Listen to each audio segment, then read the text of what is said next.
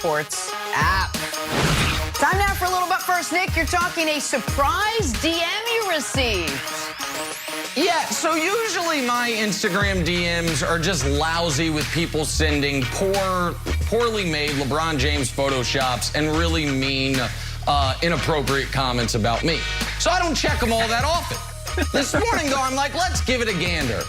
And what a delightful surprise from Brazil.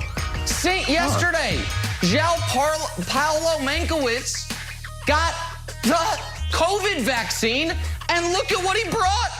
A picture of your guy.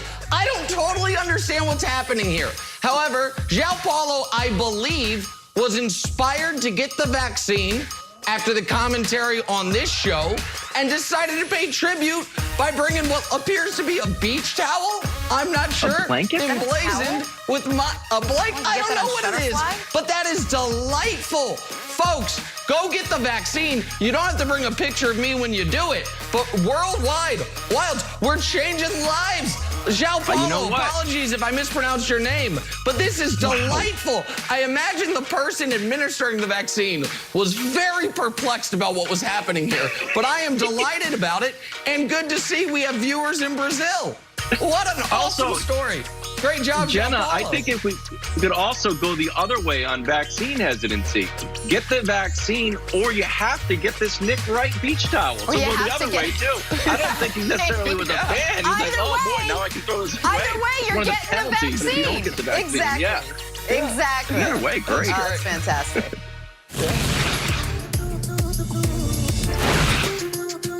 Oh, Chris Mannix with some news. Lance Stephenson and Isaiah Thomas impressed in workouts with the Mavericks per sources. Dallas eyeing backcourt depth heading into the season.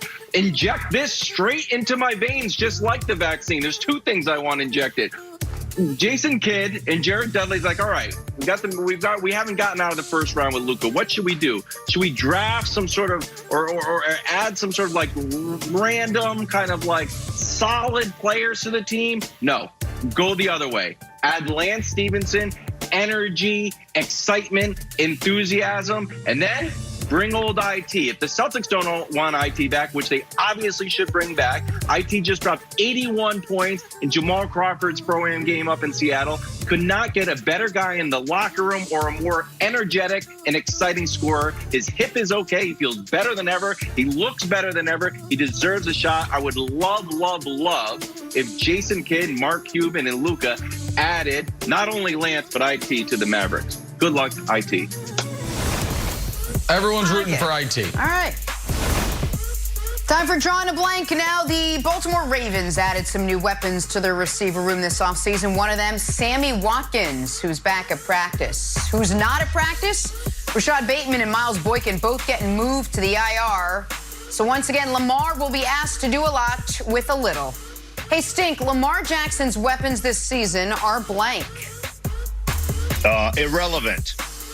Lamar Jackson is such a dynamic player.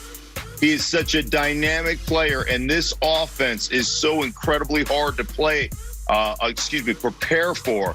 And when you think about all the zone read stuff, all the option stuff that they run, you simply can't, as a defense, prepare for that for the week.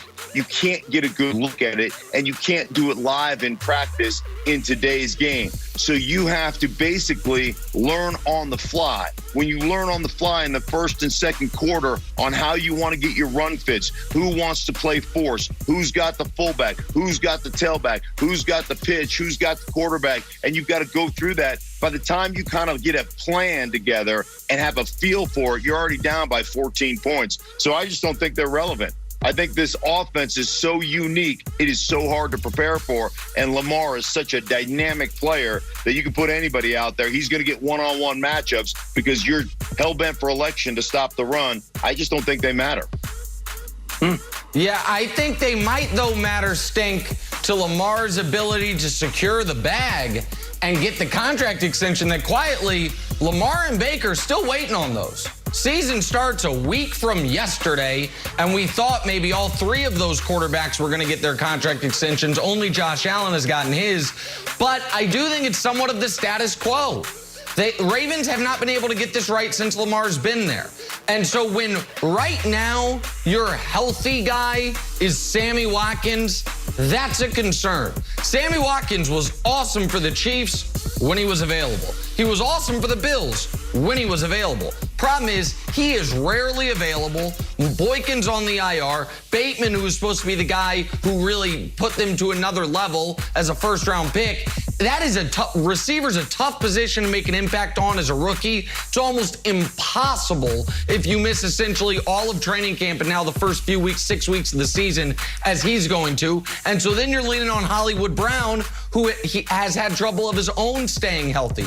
Sometimes Wild's a position group is just snake bit with injuries. And for the Ravens, this was where they thought they were going to upgrade this year. So it looks like they're going to be a lot like the Ravens wide receiver room last year, which was, Willie Snead and trying to patch it together, which wasn't great for Lamar's development.